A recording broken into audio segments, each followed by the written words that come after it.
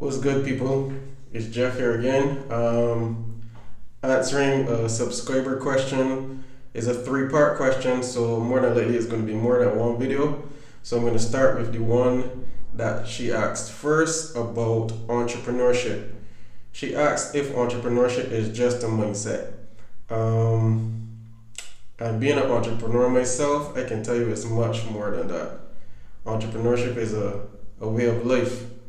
Entrepreneurship is a set of skills, yes, mindset, and characteristics and attributes. To be a well-rounded entrepreneur, you have to be well versed in a lot of different areas.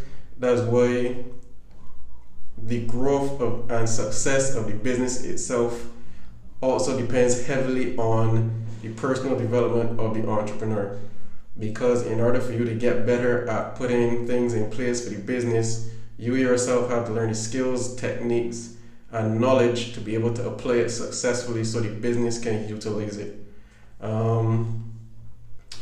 So in order for you to be a competent entrepreneur or self-employed persons, I would even want to say, and there's a slight distinction between the two. One of the mindsets that you would have to have would be a growth mindset. The growth mindset means you are constantly challenging yourself to move outside of your comfort zone, to learn new skills in order to be able to apply them to your business and turn that into revenue. That's the one of the biggest aspects of expansion. Basically, is either you're expanding your services or you're increasing the level of value that your services can give. Next, it would be you have to have a hustler mindset, which is the hustler mindset described as just making things happen, being able to make money from having no resources. So it's either you are when you have a business, you're either one, selling a product, or two, giving a service. So in order for you to be successful at that, you have to have a hustler mindset. You gotta be a go-getter. You have to be able to, have the self-discipline and the drive to get up and get things done, even on the days that you don't feel like it. Because pretty much it comes down to you. If you don't get up and make it happen, then at the end of the day, you don't eat either. And that is the major difference between entrepreneurship or self-employment versus being employed. You can have off days for both self-employed persons and persons who work for companies. The main difference is if you don't work that day as an entrepreneur, if your business solely depends on you, then one, you either don't earn any revenue for that day, or two, you pretty much just not regress but stifle the growth of the business by one day. That's what it essentially is. So for that one day, your business is stagnant. The other mindset is you have to be goal oriented. So you have to have a vision and a mission for the business itself. That way it helps to guide your path on what type of services to offer, the prices to offer them at, who's your target market, the skills that will go alongside, the skills or products that will go alongside those that you currently do, so that they can all work in tandem to offer more value. So it's a combination of all of those different things that help you to be a good entrepreneur. The second thing I would talk about would be characteristics. So we can delve into that part now. The characteristics or attributes I would say that are important for entrepreneurs and self-employed persons would be the first and I would say one of the most important ones is being self-disciplined. You have to, map out your roles and responsibilities on a day-to-day, week-to-week, month-to-month, and yearly basis. So you have to know where your business is going, and you have to be in charge of, carrying it along the path to reach that goal. So you have to be able to set your day-to-day activities to be most effective and efficient in order to reach the long-term vision of your business. You also have to be a risk taker. Being an entrepreneur or self-employed is a risk in itself, because as most successful entrepreneurs would have talked about before, the risk of failure is very high. The stat is actually, if within the first 3 months, I think it is, most businesses fail. The first 3 years, most businesses fail, right? First 3 years. Once you make it past those 3 years, then you start to become a little more established, and things tend to go a little smoother. And this is for a number of reasons. During that time, you'll be working on your product, so there's a lot of trial and error occurring during the first 3 years. How you are refining either your service or your product to become more valuable to the point that people are willing to consistently pay money for it. So during the first 3 years, is a lot of trial and error. You might get suggestions from clients. You might get bad experiences or reviews that will cause you to tailor your product or service. And it will eventually get to the point where people see value without you having to try to sell it to them. So that's kind of like a momentum thing. The other thing with that is during that time, the amount of interactions that you will be having with people. So obviously, the more clientele that you've dealt with, the more interactions you will have with people, the wider your network will be. And if you have positive reviews, then you have word of mouth, and word of mouth travels very quickly. Same thing with negativity. So over that time, you work with people, you give them a good experience, a good customer service experience, and then they in turn will tell other people about your products or services, and your network will start to grow. And after 3 years, you should have a pretty stable base of clientele. So risk taking, discipline. The next one would be sacrifice. The ability to sacrifice. And there will come quite a few times where you will have to sacrifice something personally in order for your business to stay afloat, or to make a move for your business to go ahead. So like me, many times I would have sacrificed going out and partying, or buying clothes and shoes, especially in the early stages. I tell people a lot, in the early stages of your business developing, it will be like a child. I don't have a child, so I guess I can't really say it. But that's what I imagine a child will be like. It's just taking all of your money. So in the early stages of your business, you're going to see you will end up investing a lot more money into the business than actually making any money from the business. And yes, during that time it's quite painful. You will have to give up outings. You may have to give up a pair of shoes that you see that you might like. You may have to give up trips overseas. And the main thing that would keep you or make those decisions easier would be the fact that within a few years you can have a fully functional business that you can be proud of, that you created something that people find value in, and ultimately enriches the lives of others, because that's the main goal of entrepreneurship or small business ownership, is enriching the lives of others. When people come to you, they're not just coming to you because they want their nails done, or because they want fitness training, or they want solutions to problems. People may get their nails done because it helps them feel better, which may affect their confidence. That's enriching their life. People may come to me because they want to lose weight or build muscle. That affects their confidence, which will then go on to affect other areas of their lives. So essentially, your main objective is to provide your service or product to enrich the lives of others, solving a problem. So people come to me, I'm a trainer, or I do training and I do therapy. So people come to me either because they have a problem with their body in one of two ways. One, they have pain that they need relieved, so that's a problem that is being solved. Or two, they are not happy with their health or body image, which means they're either overweight or put on a few extra pounds and would like to lose it to regain their confidence, or to for a specific event to fit in clothes a little differently.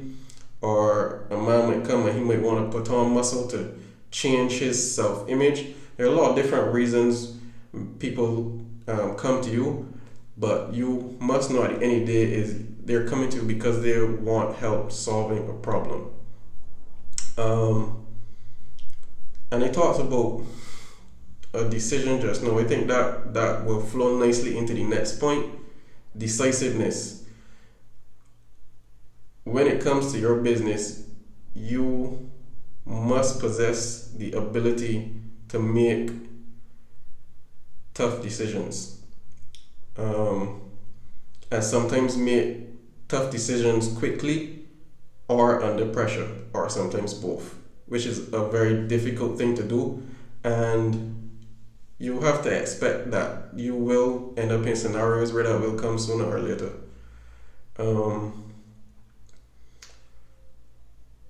Like personally, I remember one time with my business, it required me to, make the decision to sacrifice a lot of my own personal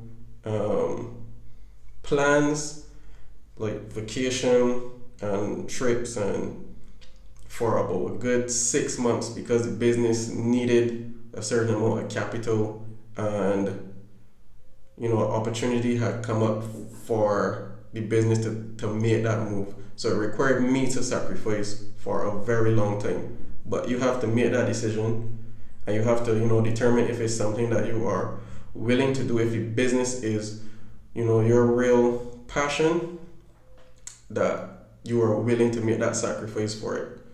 And passion, see, it's starting to flow now. Passion will be the other thing. It requires a certain level of passion for what you're doing. No, you don't have to be passionate to offer a product or service, but it helps a lot. The reason being, and you'll hear a lot of self-help gurus or motivational speakers talk about, making your passion make you money.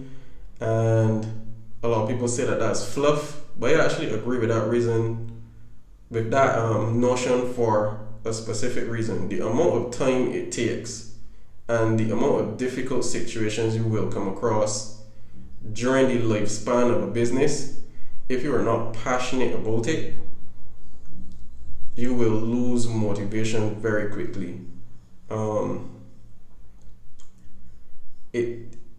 When you're running a business, it will end up pretty much taking over a lot of your life. A lot of your time will be based on the little intricacies of the business until it gets large enough to be self-sufficient, where you have other people managing it for you.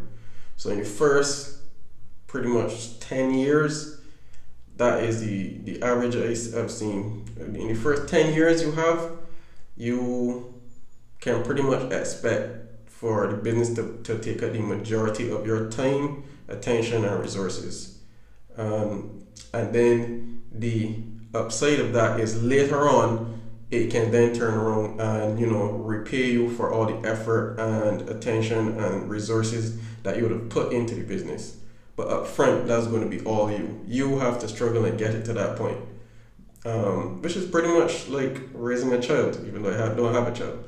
So, when they get to the point where they're a little older and a little more self-sufficient, they can take care of themselves, you feel satisfied that you've gotten your children to a certain point. It's the same thing with a business. That's the reason that they say passion is so important. Otherwise, I can't see you really investing. Like some days I've worked as much as 16 to 18 hours a good few times per week. So it will take up a lot of your time. And if you're not passionate about it, that can pretty much drain all of your energy. All right, so the next thing that we are going to move on to would be some of the skills that you would need to succeed in entrepreneurship. All right, so we can talk about some of the skills necessary to, be an effective entrepreneur. One of the first skills I would say you should work on is your interpersonal skills, and that is for pretty much one important reason. You have to deal with people. Your business depends on other persons. How well you can relate to them, how well you can identify, a problem that they need solving, how comfortable you make them feel, and just a genuine willingness and passion to help another person. So your interpersonal skills and pretty much your personality will come into it, because yes, people are drawn to the business, but they're also, or more so rather, drawn to the person that is running the business until I guess it gets large enough that you're far removed from the brand itself. But initially, people are being attracted to the business by who the person is. So how you treat people and how you interact with people and the relationships that you develop are very important, especially for like long-term repeat clients. That is how those relationships are developed. Some people you will, get a connection with that is meaningful, and they will kind of end up being like the lifeblood of your business. And it wouldn't just be they're providing the business with value, but it will kind of be like recycled. Y'all are providing those type of clients are like a joy to provide services and products for. So in turn, it makes your willingness to go above and beyond that much easier, because you become engrossed almost in helping those clients reach their goals and keeping those clients happy and returning to the business, and it becomes a very fruitful reciprocal relationship. So having good interpersonal skills, that would be number one to me. Number two, having very good financial management skills. So if you do not have any financial sense, your business cannot survive. It's just that simple. Easiest one to remember is you should always make more than you spend. So keep it in a positive balance. So your income should always exceed your expenses. That's number one. Number two, when it comes to saving, save for a purpose. So save to reinvest in the business. That is how you will help to further its expansion down the line. That's how you will help stay ahead of competition, because you are continually improving your products, improving your services, improving your customer experience, which is going to improve your customer satisfaction. So financial sense is very important. Also, having knowledge of managing finances or the financial world. So it's going to take a little bit of time, if you weren't that good at it in school. But even if you were, there is one piece of advice that I've experienced personally that I would say can make a big difference is, when your business gets to that point, that you should, at least start to develop a relationship with a competent accountant that you can trust. And I think that will make a big difference after you get to a certain point. But before you even get to that point, you have to develop the self-discipline that I mentioned earlier to manage your finances properly so that your business does not suffer. Because like I say in the beginning, your business is going to be you. So if you can't manage money properly, then your business is going to flounder and fail. After that, I talked about entrepreneurship and self-employed person before. The difference between the two will come down to innovation. Entrepreneurs are in the innovative side of that equation, because they will look at processes and or problems and look for opportunities and then design, program services or products that are slightly different from what is being offered to the consumer.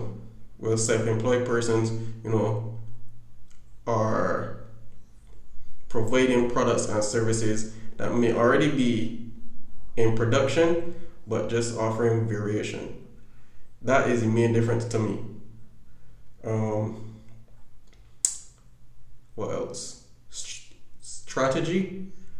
Yeah, you gotta have a strategy. So, like I talked about the vision and mission early on, which is every business should have a vision and mission because that pretty much directs all of your activities. You have to have a strategy for getting there.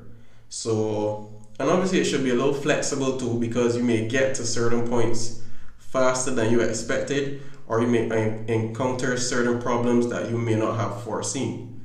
But it's still good to have a vision and mission and to formulate a strategy to fulfill that vision that you have for the business. Um, Obviously, you would tweak it along the way based on certain factors within the business itself. But right now, that's it for my take on the entrepreneurship question. It's much more than just a mindset.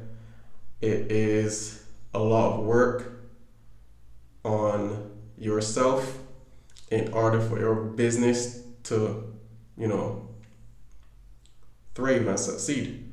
So I hope that you found this information helpful.